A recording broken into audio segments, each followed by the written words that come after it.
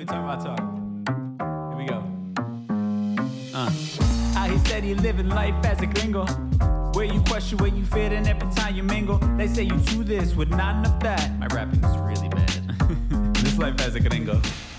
Yes, hello and welcome to another episode of Life as a Gringo. I am Dramos, of course, and we are on the last Tuesday of April, which means the last day of Financial Literacy Month. Also, crazy to once again be speaking these words, but I believe this is episode 100, which would mean... Is it 100? That's episode 101, which then means we have 4 episodes left of Life as a Gringo, and then it's done, and then we're over. A lot of cool shit on the horizon, though, so have no fear if you enjoy our time together. I hope that you do. Stay subscribed to this podcast, this feed, because there's a bunch of stuff coming out. Even after we finish the season, in what I think I said 2.5 weeks, whatever it is, there's going to be a few bonus episodes. I'm going to be doing some like mini bonus episodes. I can't remember how many there are, but this is what happens when you're your own producer as well as host, by the way. You're just like balancing 1,000,001 different things and can't remember shit, but you have a vague idea of what is actually happening. With that said, yeah, it is, I think we have 3 bonus episodes after the season ends, so have no fear. There'll be episodes coming out well into May, I think up until the end of May, so I'm excited. I'm just excited, man. Excited for what's ahead. Grateful for what we've done, what we've built here together, this community, and everybody that I've gotten to meet as a result of this podcast, and the way that this podcast has helped me grow personally. It's just crazy, and I'll go down, memory lane and be a bit more nostalgic as we get into the final episodes, but I am just forever grateful for what this show has done for me personally, career-wise, and on a soul level, the ability to bring people together in some sort of way has been really beautiful. So thank you all so much for being a part of that journey, and I hope you join me on the next one. With that said, we're closing out Financial Literacy Month, and I just kind of wanted to raw dog a real conversation here, and I apologize, I'm fighting a cough here.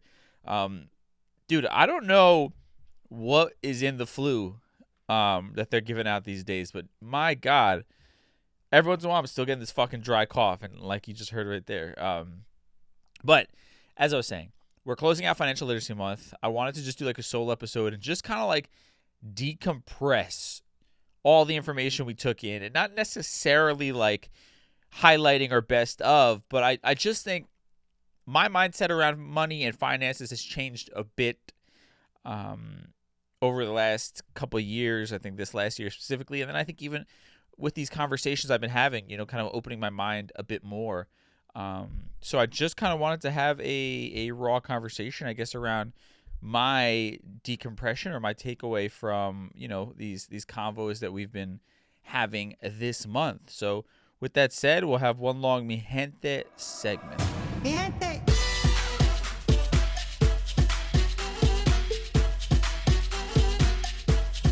All right, so I guess for starters, we'll just kind of take it from where I'm at mentally, like kind of what's on my mind as I think about this topic of money, and it's been something that, quite frankly, has been on my mind a lot over the course of the last year or so, and I think I'm hyper aware, I think, of starting to really plan for the future, and I probably should have been doing this a long time ago, but I'm going to give myself grace because I didn't have the information, right? And it's better to start now than never. But I think the evidence sort of making me blatantly aware of the volatility in my career path, right? And I mean, listen, I believe any career path has volatility if you don't actually have ownership. But specifically, I could say I've seen so much happening in the entertainment industry that I didn't expect, or just technology and the way that it's changing everything and how quickly things continue to change, and downsizing and all these different things. It feels like, I don't know. I never really felt completely in control when somebody else was signing my checks, but there still was a bit of, I don't know, comfort would be the word. Whatever it might be, being with a big company like iHeart, and sort of now with just the realities of where we are in the world and this country economically, seeing that even the big players are not immune to the outside circumstances of things like the economy and technology and how quickly things are moving and social media, right? And I guess feeling human for the first time, if you will, in that career regard, had me really sort of rethinking a lot of things. And I feel like I'm speaking in fucking circles a bit over here. I guess what I'm really trying to get at here is when I first, began on my career path, or even just thinking about making money, right? And I've always wanted to make money, I think, like anybody else, especially when you don't come from money and you've seen your parents struggle just to get by, and it never seemed like they were able to really get a fucking grasp on things, right? No matter how hard they worked, no matter what promotion they got, every time it seemed like they were about to have this big breakthrough, something would come to pull the rug out underneath. And what I've become more and more aware of through my experiences and through conversations like we've had this month is that's just life, right? It's not my parents having bad luck. It's not our family having this dark cloud over us. That's just the unfortunate reality of life, is that it's always going to provide you with surprises. And sometimes they're good and welcome surprises. Other times they are the fucking worst, It's just crazy the things that life can throw at you, and it feels like we can tell ourselves these stories, these narratives, that it's just my luck. And I think many of us, myself definitely included, oftentimes fall victim to that story. But if you really want to find the culprit of all of this, it's a lack of planning on our end, right? And I'm not saying we should beat the hell out of ourselves for a lack of planning, but that's just the reality. Especially, that last conversation I had with Soledad, sort of like hearing the way that somebody so meticulously had different accounts, one for like emergency, one for, like maintenance of the car, like all these different, like planning ahead so intentionally. And it's like, that is how you combat the way that life is so all over the place. That is how you push back against the narrative of your bad luck, is just by trying your best to figure out ways that you can be proactive and be prepared for the inevitable roller coaster ride that is this thing called life, right? And that goes for your finances, that goes for your mental health, that goes for your physical health, all of these different things, right? It's a bit more of offense than defense, and I think many of us weren't taught that, right? Again, myself included. My parents didn't have a savings that I knew about, a real one, right? They didn't have rainy day money. They didn't have, God forbid, the car breaks down money. So when those things inevitably would happen, when we would hit some sort of snag, our entire world blew up because of a lack of preparation. And again, not their fault. They definitely didn't have any sort of knowledge. But also, they weren't making crazy amounts of money. My mom was a fucking public school teacher in the Bronx, right? And by the time she ascended to becoming a principal, my father had dealt with, multiple national tragedies, if you will, of 9/11 and then the 2008, housing market crash and inevitable recession we went through that really upended his career and led to layoffs, and he was never able to get back to where he had been, right? And so with that, even when my mom got the bump in pay as a principal, it was just compensating for the money my dad had lost by, his industry downsizing, by the economy being in a shitty place, right? And so they never really felt the effects of that, right? And it's funny how you sort of go into your adulthood, at least for me, and I would take a lot of mental notes as to how I didn't want to live, right, as an adult. And one of those things was I saw the contention that money caused in our family dynamic, and I didn't want that to be a part of my life. And my goal was then always to try and make a lot of money, right? And that's sort of even the narrative that I was taught is nobody mentioned savings or having emergency money or all these things. It was like, no, you just got to make more money. And in one degree, that's true. But it doesn't erase your need for planning. And I think that's one of the biggest takeaways that I've had from all these conversations is, I don't like to talk about money and salary and all these different things. And I know that's, some would call that a problem. But I just don't think I don't feel comfortable with that. I'm fortunate that I've made a decent living, and particularly when you talk about doing something you love, it's a phenomenal living. And for me, even though it wasn't a crazy goal, I was able to beat out, what my parents ever made. And that was like a big time goal for me because it meant, like, I think in the back of my mind, it meant that external validation of proving them wrong, right? And that was a lot of my motivation, as I've talked about for years doing the show. But on the other side of it, it was like, if I can make more money than my parents, that means I'll never fall victim to the problems that they did. And truth be told, a lesson that I had to learn the hard way over these last couple years, particularly being self-employed, but I think in general this probably applies to a lot of people, is just because you're making more money doesn't mean that you're actually going to feel the freedom of it in a real way unless you have an actual plan. Because this is what happens. You hit a certain threshold of making money and you get hit for more taxes. And mentally, when you're making more money, you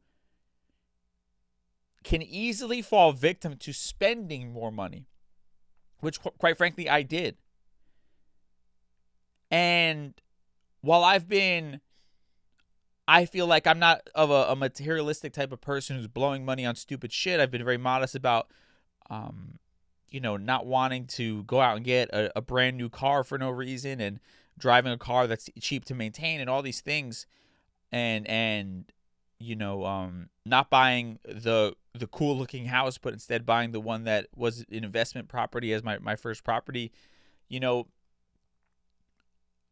I thought that I was being, I don't want to say frugal, but conscious of my money habits. And I think for me, more than anything, I began being hyper aggressive with investment opportunities and entrepreneurial ideas that I had, which on one hand I'm proud of because I lived without fear. On the other hand, I was spending more money than I should have investing into these projects, right? And in doing that, I didn't first come up with a plan, I guess is what I'm trying to get to in a roundabout way. And to give you a perfect example, like my first couple of years being completely self-employed, I didn't pay taxes quarterly. So I would get lump sums of cash. For the podcast, I get a lump sum of cash that is basically the my pay for the entire year, my guarantee. And then it's up to me to obviously pay taxes on that and budget it for, whatever the year. So what I was doing was those first 2 years, I didn't do that. So I'd go to do taxes and then I would just fucking, internally scream at how much money I had to send the IRS in a lump sum, right? And how quickly they wanted to add interest to it if I didn't pay it in, expeditiously, if you will.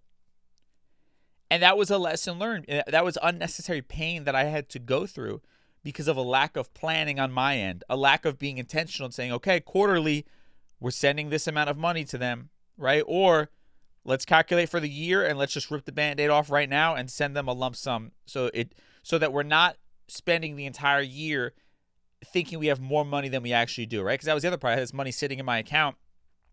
I know I have to pay taxes, but somehow, some way, I'm still like mentally existing as if I have the full amount of money essentially at my disposal. And again, while it wasn't like I was, doing crazy shit to the naked eye, I was overextending myself with my interests as far as business and ideas, right? Because again, I only saw value in trying to create more revenue.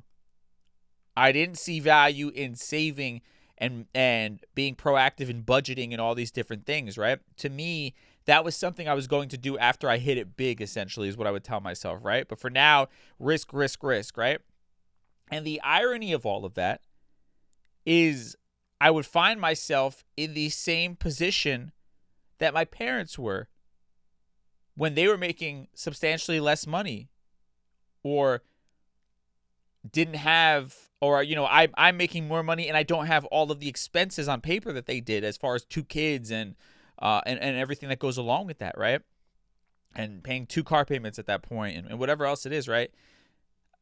But I found myself in a similar stressor because I was trying too hard to force growth, right? I was trying to strong arm my way into the next stratosphere or the next, wealth class, if you will.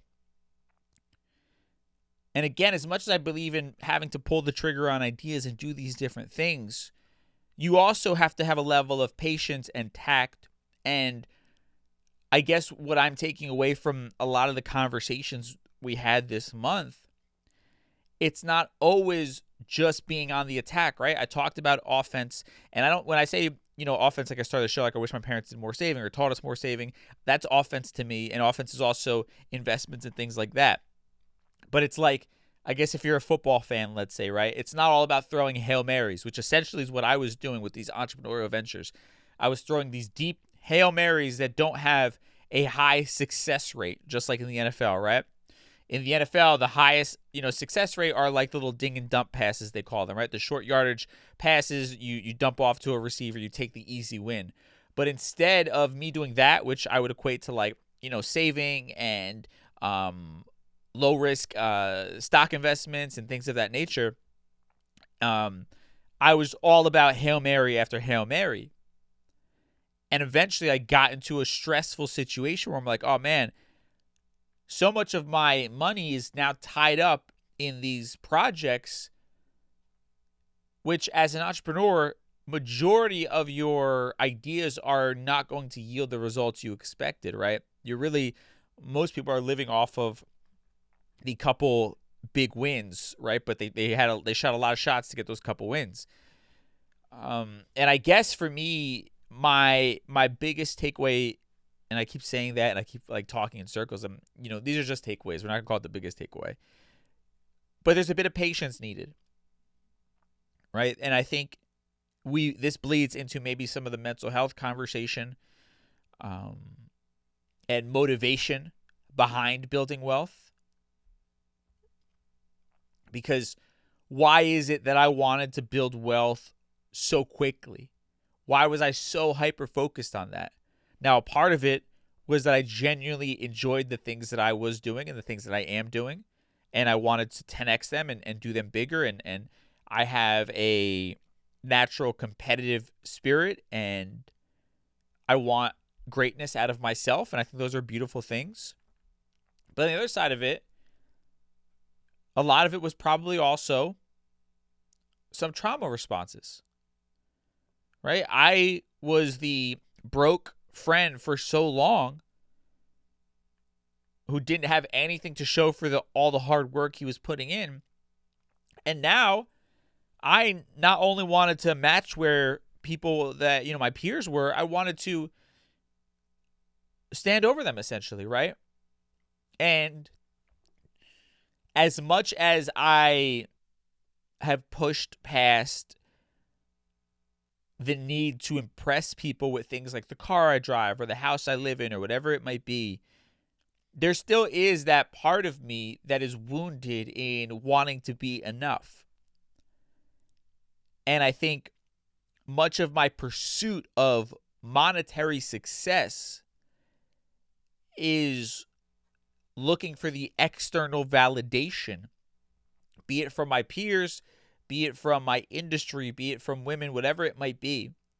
And I think as a result, all of my focus was zoomed in on trying to create wealth and trying to create it as quickly as possible, which means being at, as risky as humanly possible. That's really how you build wealth quickly is the risk, right? And I guess, as I'm here, we're 3 years into the podcast, or almost 4 at this point, my mindset has changed a bit. And I think this month in these episodes we've had is a reflection of that. And I want to kind of get into where I'm at now after some of those lessons learned. So we'll talk about that, but we'll take a quick break here and then we'll be right back. All right, we are back. And I guess for me, these lessons that we talk about and lessons learned the hard way, and then also lessons learned gently from conversations like the ones I've been having this month. You sort of begin to get clear, or at least I've begun to get clear on what I really want, right? And why am I chasing these things? And sometimes I need a refresher of it. I need to remind myself of that. And I'll remind myself to play this fucking episode next time I'm chasing something just for the monetary sake. But I think when you begin to get clear on what it is that you want, you can then make better decisions, right? And just getting rich is not being clear on what you want, right? And I think that, for me, was so much of the goal of the target. Now, of course, I have genuine aspirations of helping people. I have genuine goals of being able to do more of what I love and being able to have more resources to bring ideas to life in the way that I really want to. But also there was just a want and need of building wealth just to make myself feel better, just to look better to those on the outside, just to make, get more pats on the back from my parents or my peers or whatever it is. And that is, I think, where you begin to deviate from your actual happiness and fulfillment, and where you begin to go down a road that you eventually won't even recognize yourself anymore, midway through that journey. Or you won't recognize your life, or you'll sort of just be like, why the fuck am I even doing this? And that's, again, the mental health aspect, I think. It's funny to me as I reflect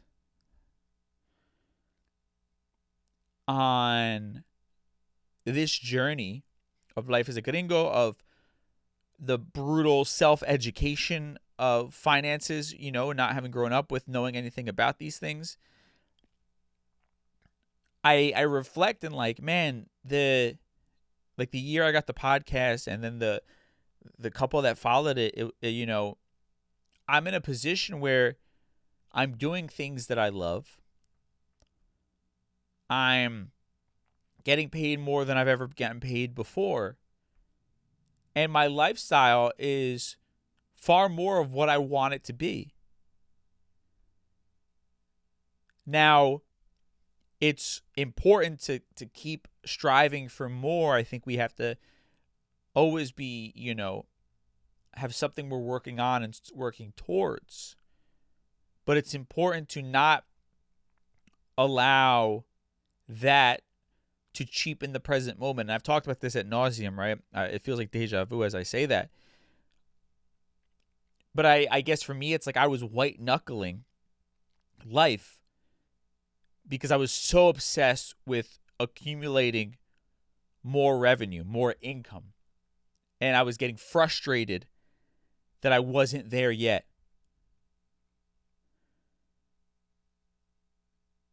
And I'll give you an example. There was this house that was for sale, not too far from my parents, actually. And I was just in love with this house. Like, the architecture of it and the style of it. It had a fucking library. It was like wood, like huge open rooms. It was stunning. And here I am, and I went to the open house because I just want to see this place in person.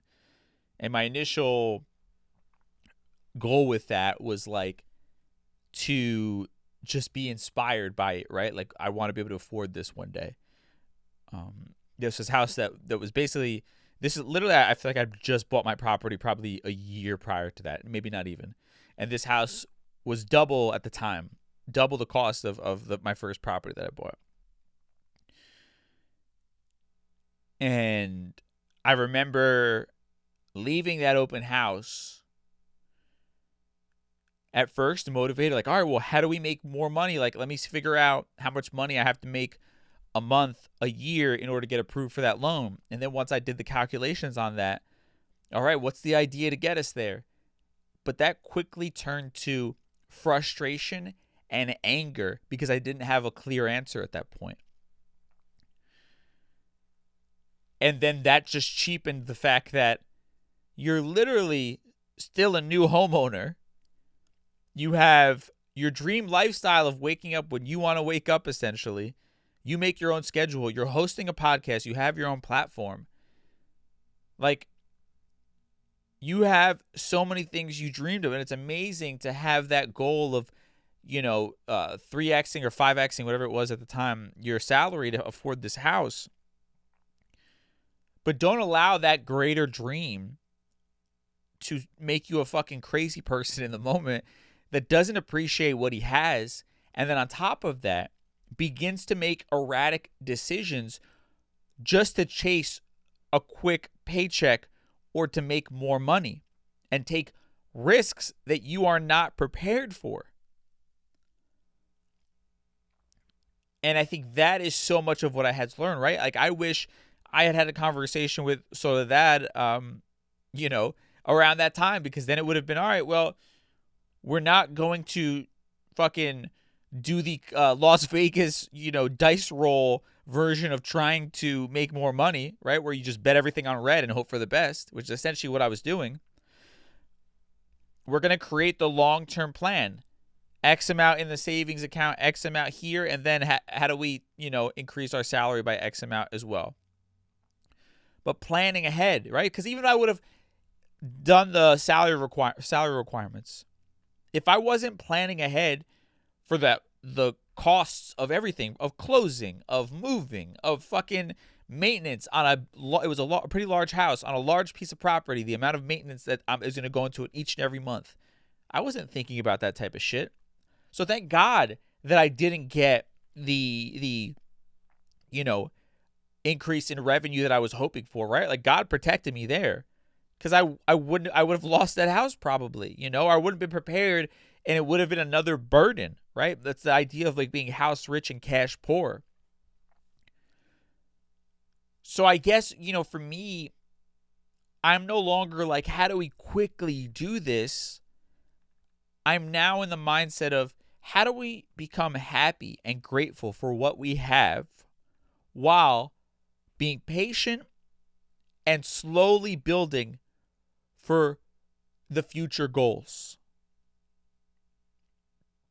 And to me, that is the key. When you talk about our community, where so many of us don't come from parents that are extremely wealthy or parents that are financially savvy.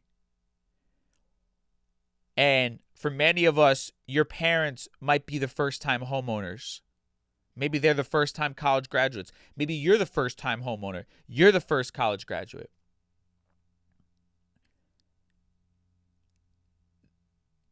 You have to allow yourself, some grace, but also, I guess, it's not trying to get everything at once, which is so much of, I think, what my problem has always been. I want everything all at one time, and I'll literally be a miserable human being while trying to do it. Right? It's like this all or nothing mentality, and I've outgrown it in many ways. In other ways, I haven't. It still creeps back into my life and my mindset sometimes. But it's like I think back to moments where I've been stressed out over the last couple of years, or like with the house, how I talked about, like that just drove me into like a spiral of like, being angry at the world that I can't afford this thing that I want, and being angry at the government for fucking hitting me with taxes, even though it is frustrating.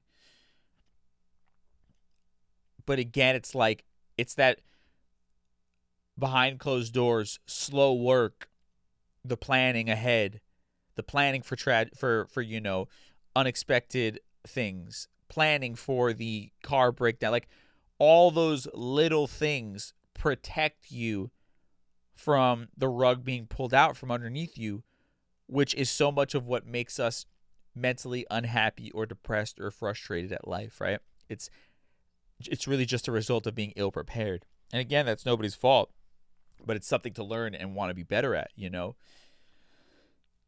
And again, I also just think it's like, slow down a little bit. Right? I just think there's so much of that, like, that we all need to hear. Slow the fuck down. It doesn't have to all happen at once. And again, and I'm talking literally to myself in this moment, right? And I've mentioned this so many times, but it's like, it's not the giant explosive leaps forward. That's not sustainable. And it's a daily struggle for me where I'm like, all right, what's the fucking big win today? And every day is not going to have that big win. Right? Most days are you showing up, doing what needs to be done, and calling it a day, right? And that's a win in itself, because those little things each and every day, the daily tasks that you take care of, the daily goals that you achieve, they do add up to those bigger things. But allow yourself the patience and grace for those little wins to stack up into a big one. And don't think just because they are a little win that they're not something worth celebrating and being appreciative of.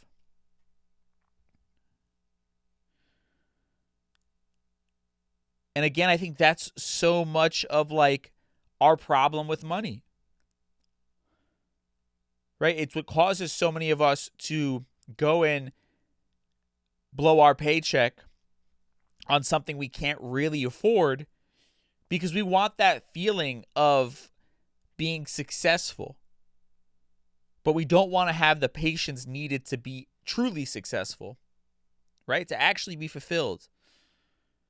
I'm not saying buying a designer bag, if you love them, is a bad thing. But doing so with the last of your paycheck and now you have $0 in the bank, probably not the smartest idea, right? Having the patience and discipline to set aside a fund for it so that when you buy it, you don't even notice it, and then you could really celebrate it. That's the win, right? Because what happens when you end up spending money you don't have or charging things to a credit card, you have that brief moment of excitement, and then at some point reality fucking sets in, and now you're anxious, and now you're depressed, and now you hate your life. Right? And I've been through that vicious cycle so many fucking times.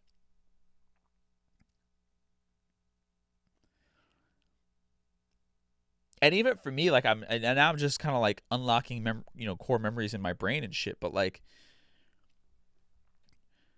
there's nothing worse to me, and that this is childhood trauma of like, you're on vacation, but having to like fucking nickel and dime it. And that I know that's like first world problems 100%. But it's like, if you're spending all this time saving up for this trip, and you're out there, and this is your fucking 1 week a year that you're going to be able to enjoy it, but you don't actually have the money to afford that trip, it's miserable. I can remember my parents were out there on like vacation, and like, we're nickel and diming it. And I know it sounds ungrateful. I don't mean it in that way, but it's like, they're stressed out because of how much money they're spending each day. How is that fun? Right? Because then their stress and frustration bleeds into how we feel as the kid. Right? And then it's like, as an adult, when I was on tour with my band, we would go to all these like new places in these different cities around the country, and we couldn't afford to do anything. Like, we were surviving off of the cheap menu at the fast food restaurants, right? So it's like, oh, yeah, you've been to this place? Absolutely, I've been to that city. Do you have any recommendations? No, because I didn't see shit. We ate at the fucking McDonald's or the KFC or the Taco Bell. We played a show at the venue. I made myself a peanut butter and jelly sandwich from what I had in the van, and we drove to the next city.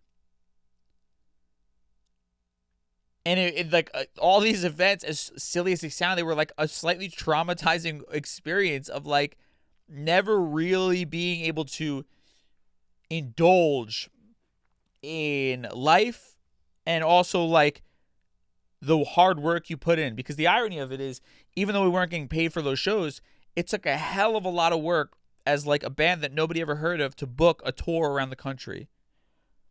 And we're so excited about going to these different cities and doing different things, and it was enjoyable, don't get me wrong. But like, it's also deflating as fuck. Like, you go there and you're like, all right, we're sleeping in the van tonight. We're eating fucking, surviving off of honey buns that I have in a bin in the van. Like, it's like this fucking tease almost, right? But again, and at that point, it's like, I'm an 18, 19-year-old kid. It's like only but so much I can save off of my, $6 an hour job. But a little bit of patience, a little bit of foresight, a little bit of planning allows us to really reap far more of this life in a far more enjoyable way. And I guess that's what I'm getting at. It's like, we're all so hyper fixated on hyper growth, and that's so much of the narrative around social media, is these exorbitant lifestyles that impress people, and always be traveling, always be doing this, always be somewhere. And it sort of causes us to shoot ourselves in the foot over and over again as we try and keep up with the Joneses. And I love, again, I keep referencing that conversation with Soledad because I got so much out of it, from Dinero para Todos. But she talks about setting money aside. Okay, I know I like to eat out. I don't want to cook every single night.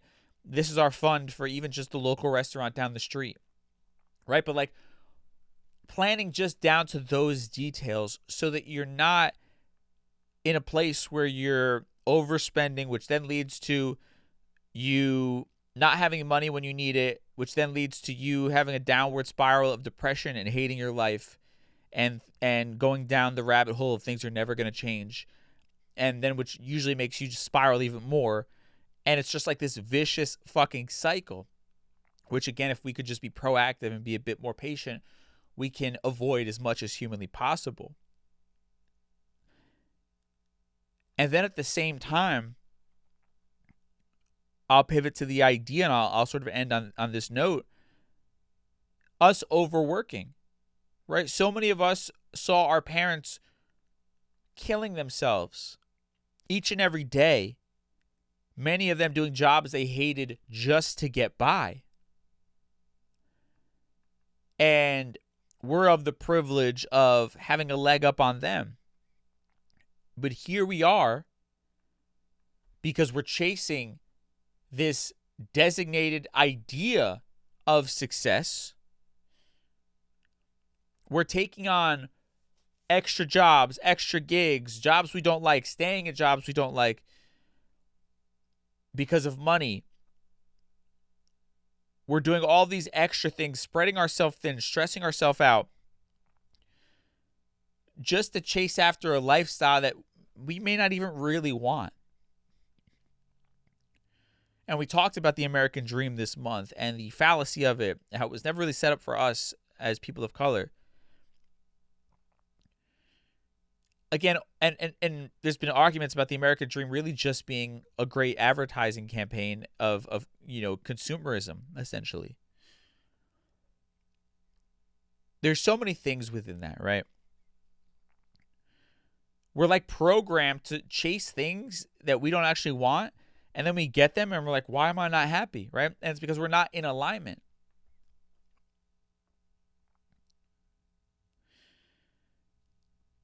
And that alignment is an internal journey. You set up what your financial goals are, right? You determine what you want in this life. If you don't care about a fancy car, then why the fuck are you trying to keep up with other people who that's what they care about, right? I'm not like a car enthusiast like that. The only thing I get out of it is when other people validate my hurt child from the car that I drive, right? That was my old car, not this one. Other than that, I don't really care that much. So why am I chasing and strong-arming and white-knuckling and being frustrated that I'm not at that financial level when in reality, I have a lot of what I want and more than what I need in my current lifestyle? And again, doesn't mean you don't keep striving, but it also doesn't mean you ruin the present moment. And I feel like I get redundant when we talk about this, and but I just think it's so important as like a refresher. Like we just need like somebody to fucking call us every other week and remind us, like, remember, like, get clear on what you're chasing. Is it because what you really want, or because you're trying to, heal your hurt inner child? Are you being patient, or are you trying to rush things? Right? Are you doing work that actually matters, or are you just trying to accumulate another paycheck to fund a bunch of shit that you don't even really want?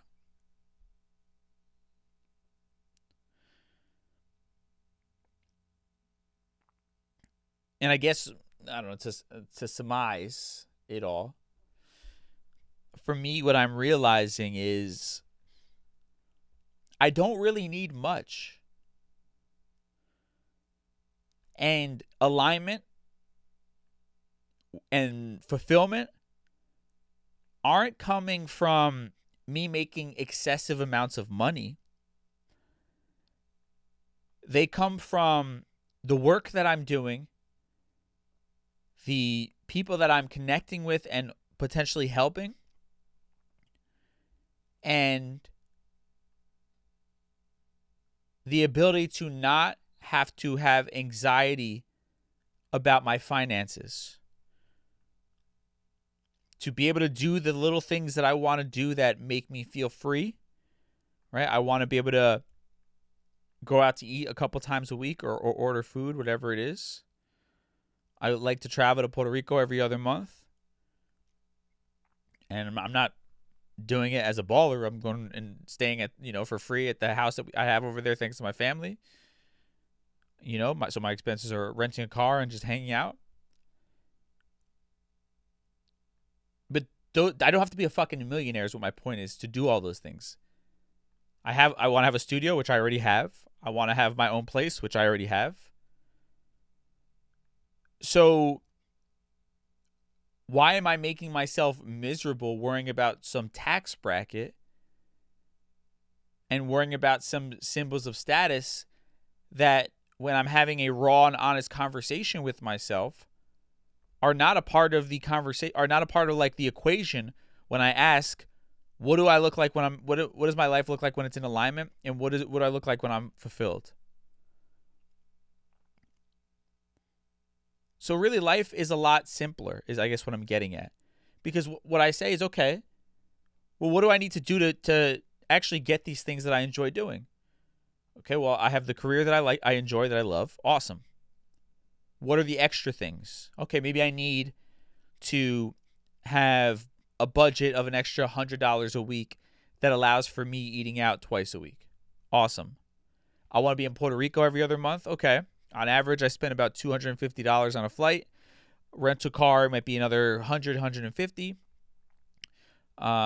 We're probably looking at a trip that costs $600, $700 every time I go out there. Usually I can get a better flight deal than $250, but let's just call it $600, $700. Okay. So that means every month, because if I want to go every other month, I have to have saved about $350. Cool. I mean, when you break it down in that capacity, that's less than $100 a week that I have to save. Right? So if I say those are my two biggest things, because I already have a career that fulfills me, so my two biggest extracurriculars are the $100 food budget, and we'll just call it $100 for my Puerto Rico trips every other month. That means I have to budget $200 a week, right? Or find an extra $800 a month, and I'm living my dream life at that point.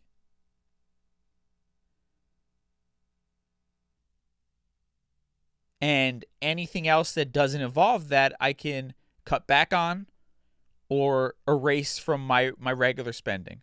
Or when we talk about the conversation of gigs and side hustles, okay, maybe I pick up, if my current thing isn't doing it, maybe I pick up an extra gig or side hustle that I know will yield me that extra $800 a month without stressing me out too much. And then in a very simple fashion, you're living your dream life at that point. Addition through subtraction and patience. And let's tie everything we talked about today in a neat little bow in a segment we call Conclusions Do. Time for conclusions. All right, I went off on a fucking tangent. I guess surmising all the conversations we've been having. Getting your finances in order will be a